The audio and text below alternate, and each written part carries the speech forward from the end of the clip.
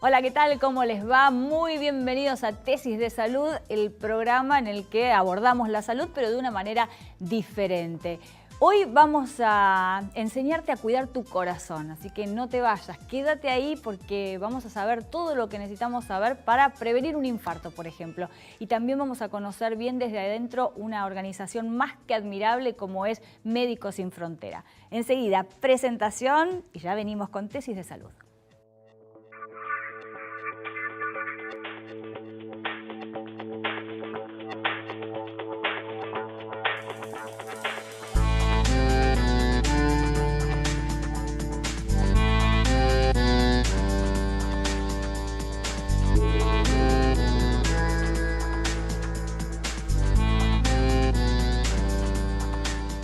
Bueno, nos toca hoy en Tesis de Salud ocuparnos un poquito de nuestro corazón y por eso estamos con Marcelo Alac, médico cardiólogo. Gracias, Marcelo, por estar acá con nosotros. Un placer acompañarte. Vamos a hablar un poco de infartos, ¿sí? Y sobre todo de la prevención.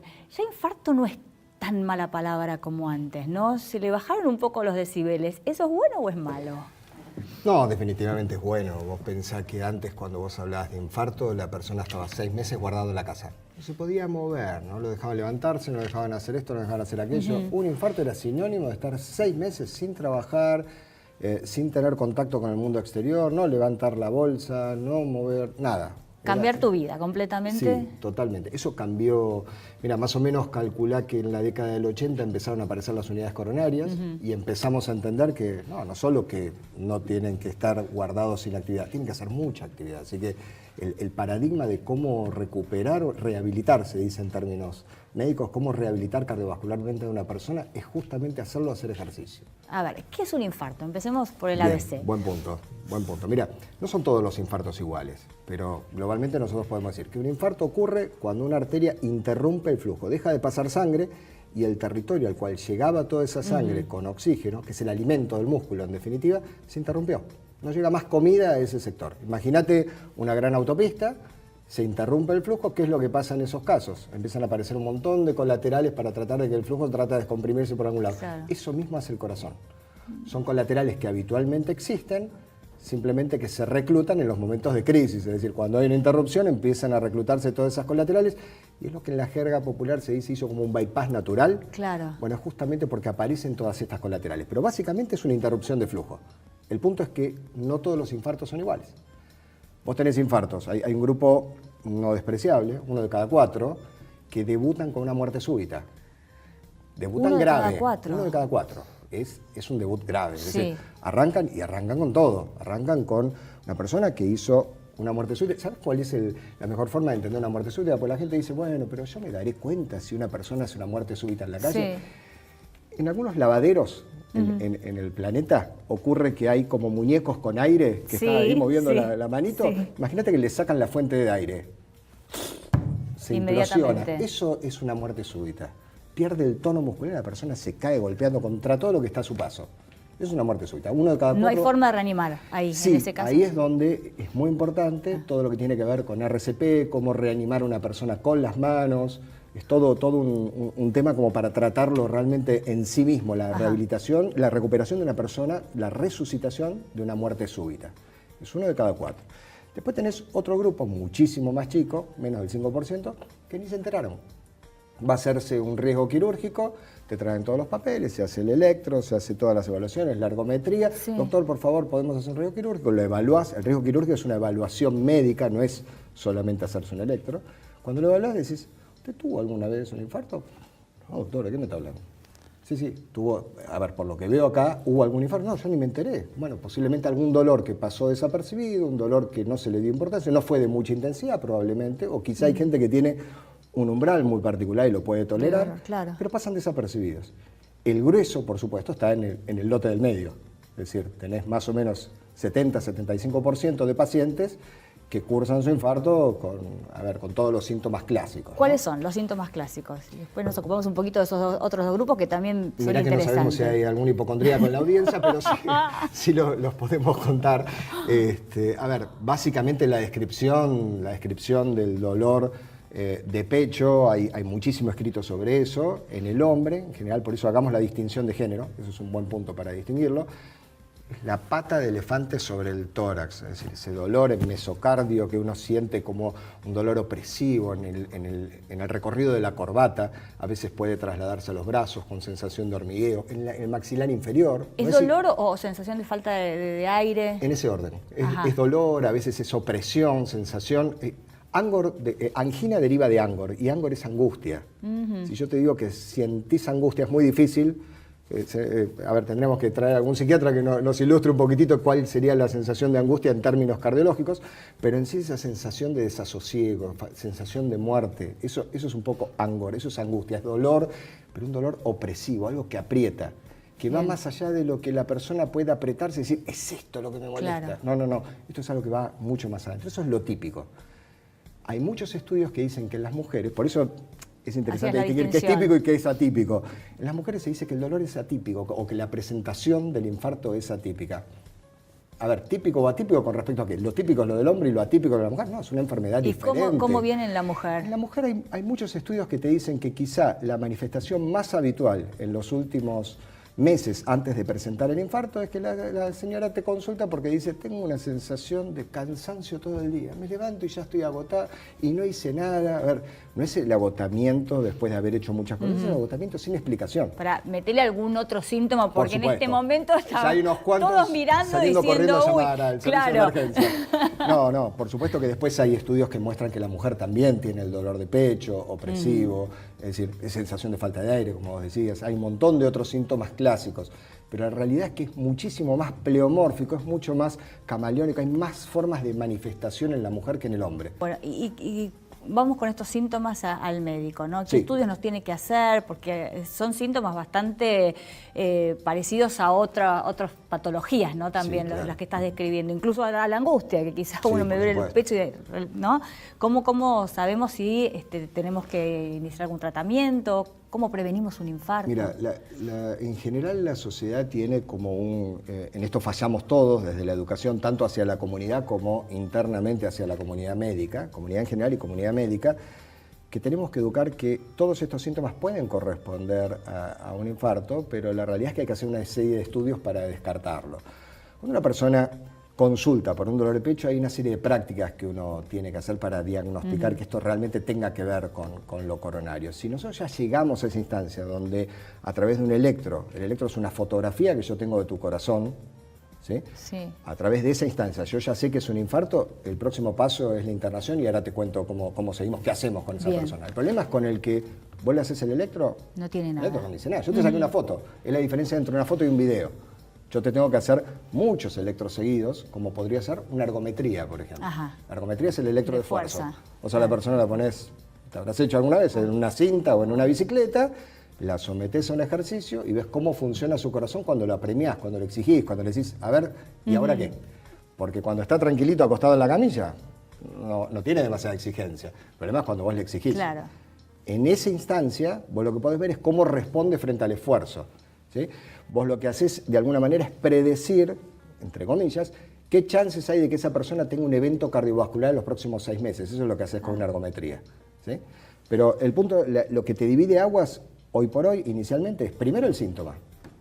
La manifestación de la persona, tengo una molestia, hay algo con lo que no me siento bien, me falta el aire, tengo esta sensación de desasosiego, dolor en todas las... A ver, a veces a nosotros nos derivan mucho los odontólogos, porque el dolor también puede ser en el maxilar inferior. Entonces dice, este señor se queja muy seguido, yo ya le arreglé todas las prótesis dentales, me gustaría una evaluación tuya a ver qué te parece. Qué importante lo interdisciplinario, ¿no? Totalmente, también para totalmente. Hoy es impensable que un profesional trabaje aislado de todos los demás.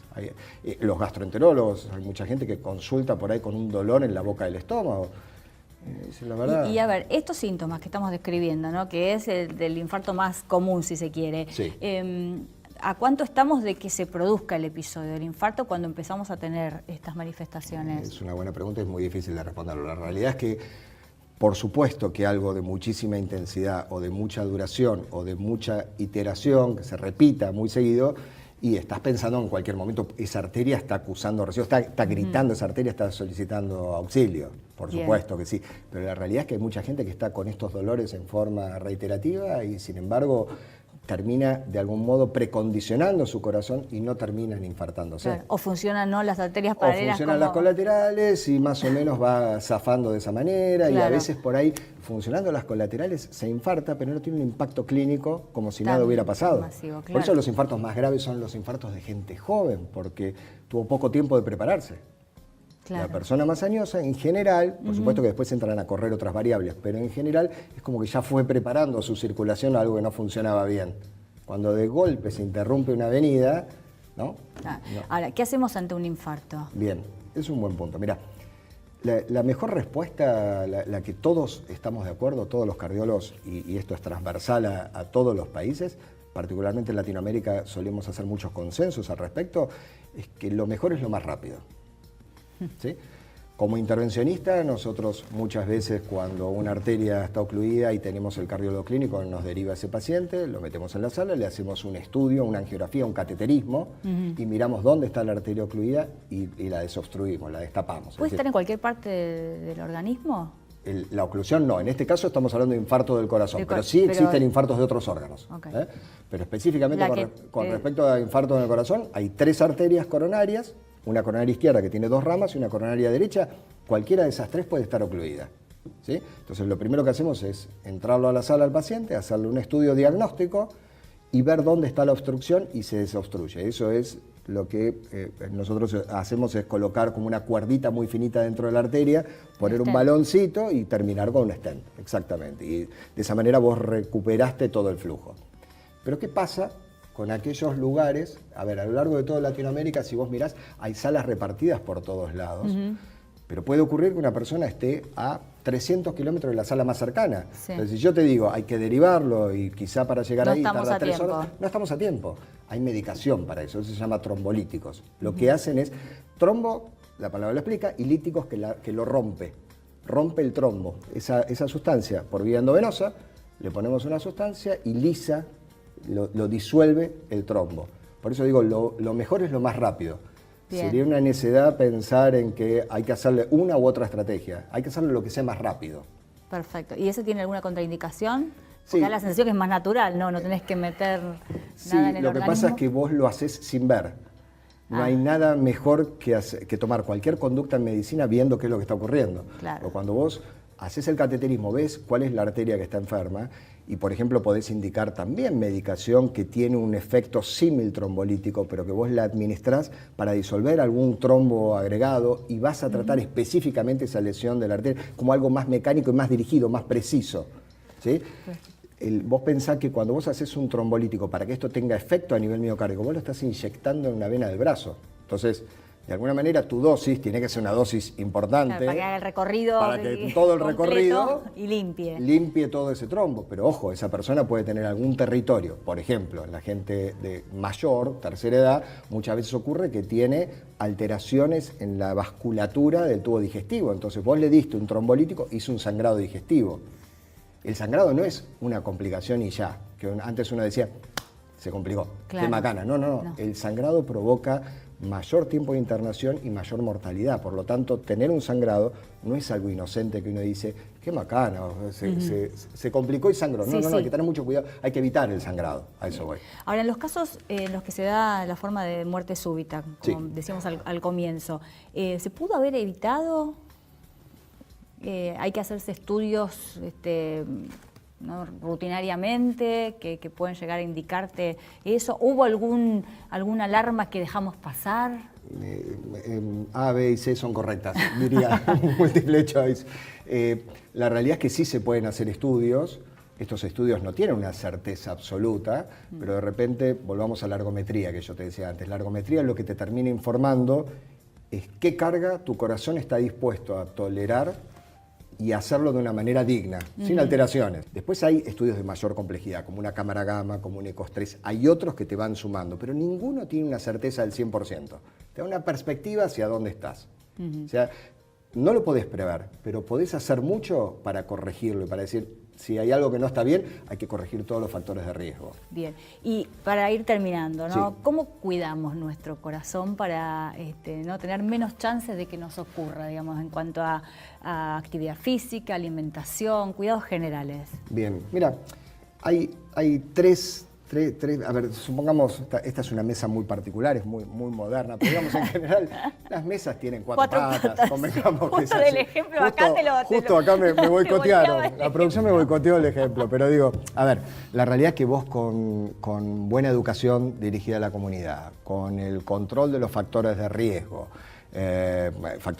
que son, ahora ya los comentamos como serían los más importantes, y una buena ejercitación y alimentación, te diría que esas son las 3 patas centrales. En algunos casos, el coronario, la persona que padece del corazón, tiene también como una 4ª pata que hay que prestarle atención, que es la sala de espera nuestra, la de cardio y la de gastro, son bastante parecidas. Es gente muy intensa, ¿no? Gente como que no te va a esperar ni 5 minutos y necesita ya y todo para ayer y todo para inmediatamente. Bajar un cambio de hay que bajar un poquitito. Esa es la parte que más nos cuesta, porque el resto de los factores de riesgo la gente lo tiene bastante internalizado. Que hay que controlar la hipertensión, que hay que controlar el colesterol, que hay que alimentarse bien, que hay que hacer ejercicio. No fumar. No fumar, por supuesto, que los que son diabéticos tenerlo en valores aceptables. ¿Cómo haces para decirle a una persona no se estrese? Hoy, 2018, es impensable cómo resolverlo. El tema. Difícil. Claro, complejo. Difícil, pero pensémoslo, ¿no? Sí, por supuesto, pero creo que tiene que ser nuestro principal foco de atención, porque el resto ya nos dan bastante cabida en su cerebro del paciente. Un placer. Realmente hemos aprendido un montón, nos vamos todos a hacer yoga acá después de escucharte. Así que bueno, a cuidarse un poquito más. Esa es la clave. Gracias. A vos. Seguimos, hay mucho más tesis de salud. No te vayas, quédate.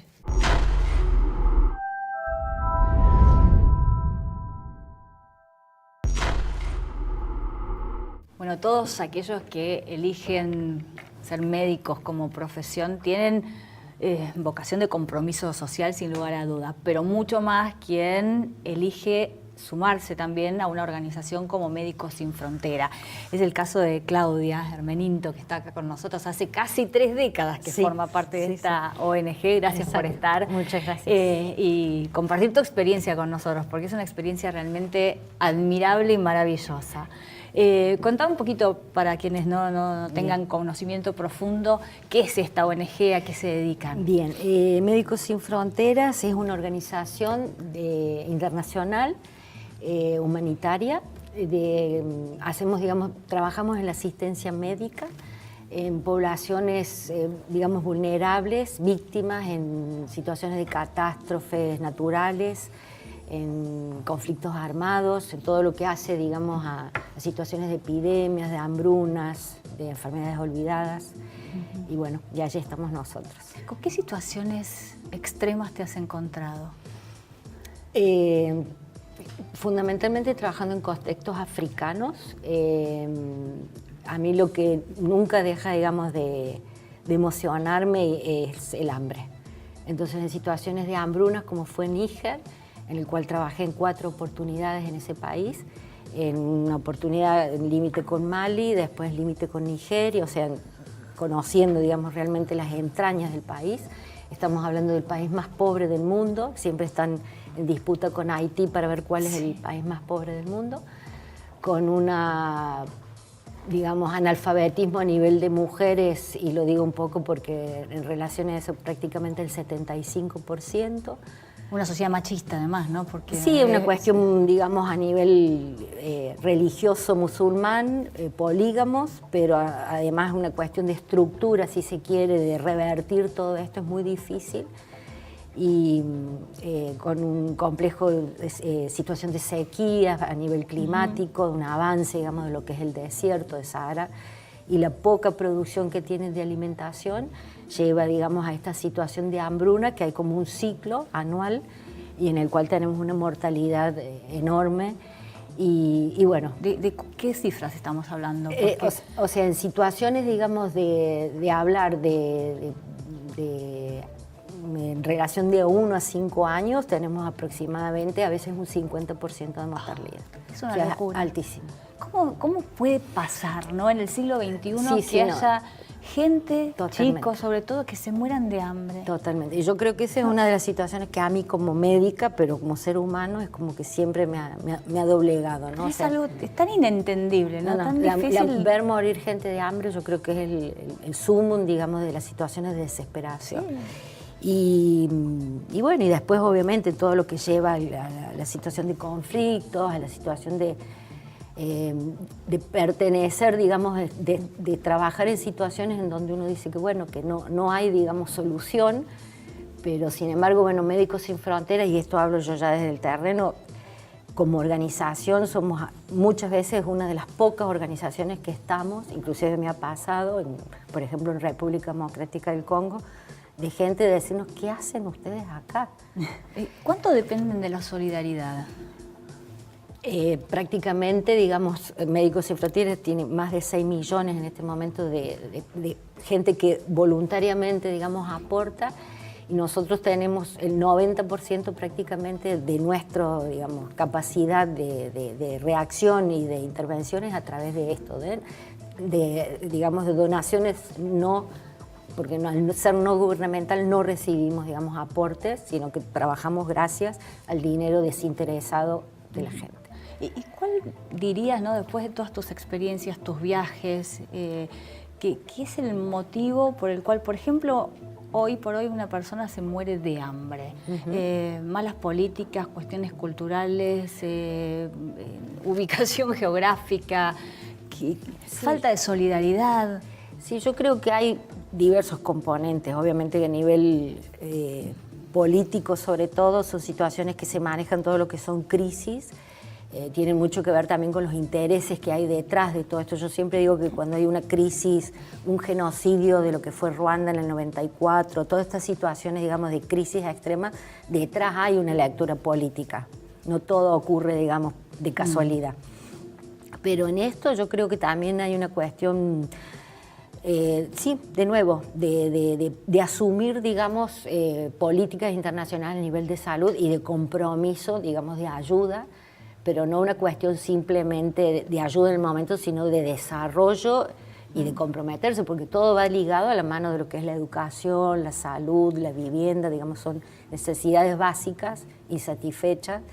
Claro. Y prácticamente África es un continente demasiado rico en el sentido de recursos, y bueno, y hay mucho interés detrás de esos recursos. Y a veces las guerras, que digamos que se mantengan en el tiempo, no deja de ser, digamos, sospechosamente, hay gente que le conviene, ¿no? Que claro, estas guerras perduren. Sí, porque cuando ocurren catástrofes naturales uno puede entender la emergencia, claro, ¿no? y las consecuencias. Pero sí, en conflictos armados y demás, entonces todo eso es como claro. que, bueno. ¿Y se puede revertir?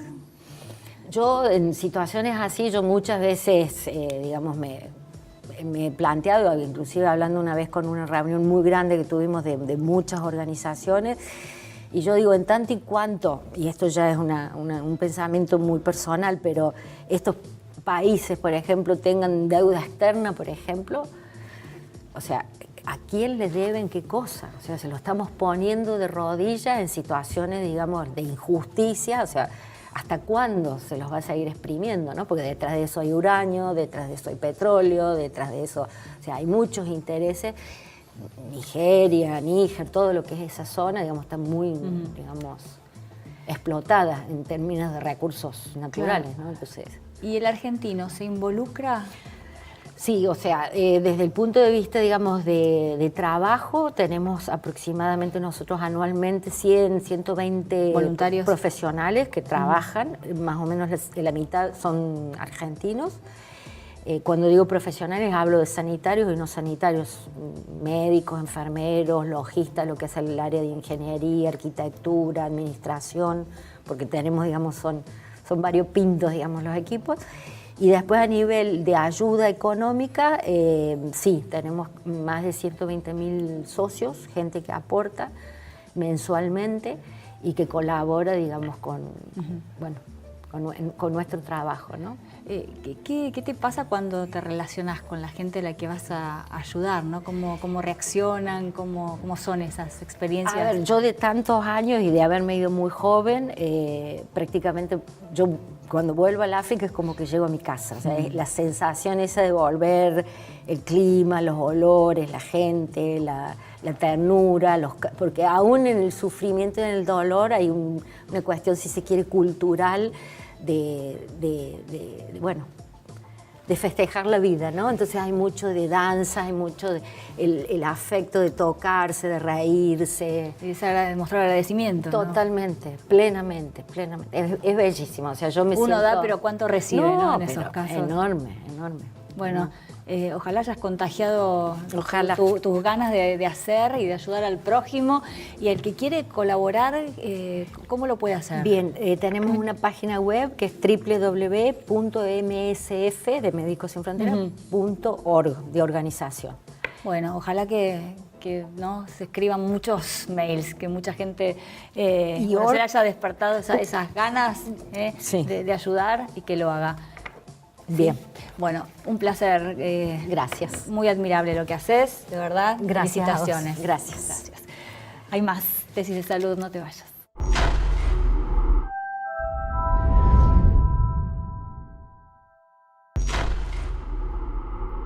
Y hasta aquí llegamos por hoy. Esto ha sido todo. Tesis de Salud llegó a su fin, pero te esperamos, como siempre, para seguir ocupándonos de nuestra salud la semana que viene. Chau, gracias por acompañarnos.